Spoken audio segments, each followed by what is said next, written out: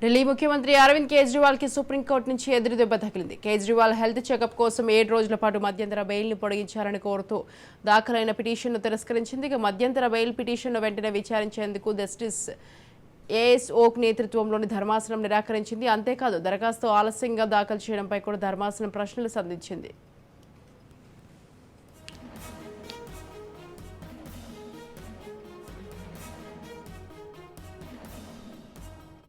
Liquor కేసులో మధ్యంతర బెయిల్ను పొడిగించాలని కోరుతూ ఢిల్లీ సీఎం కేజ్రీవాల్ సుప్రీంకోర్టులో పిటిషన్ దాఖలు చేశారు. సార్వత్రిక ఎన్నికలు ప్రచారం నేపథ్యంలో కేజ్రీవాల్కు జూన్ 1 వరకు షరతులతో కూడిన బెయిల్ మంజూరు చేసిన సుప్రీంకోర్టు జూన్ 2న తిరిగి జైలుకు వెళ్లాలని సూచించింది.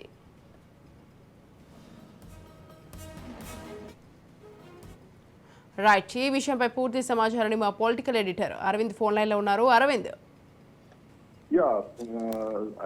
అరవింద్ కేజ్రీవాల్ కి సంబంధించినటువంటి అంశంలో 2వ తారీఖు ఏదైతే మధ్యంతర బెయిల్ గడువు ముగుస్తోందో ఆ నేపథ్యంలో మళ్ళీ సుప్రీంకోర్టుకి అప్రోచ్ అయ్యారు. అప్రోచ్ అయిన క్రమంలో అంటే ఈ 2వ తారీఖు గడువుని పొడిగించాలి, మధ్యంతర బెయిల్ సంబంధించినటువంటి గడువుని పొడిగించాలి అని అడిగే క్రమంలో ప్రాథమిక దశలోనే సుప్రీంకోర్టు రిజిస్ట్రీయే ఆ కేసుని రిజిస్టర్ చేసుకోవడానికి, ఆ కేసుకి నంబర్ ఇవ్వడానికి అయిష్టత వ్యక్తం చేసినటువంటి నేపథ్యంలో అయిష్టత వ్యక్తం చేయడంతో పాటు ట్రయల్ కోర్టుకే వెళ్ళమని చెప్పినటువంటి నేపథ్యంలో ఇప్పుడు ఒక సందిగ్ధ పరిస్థితి నెలకొంది.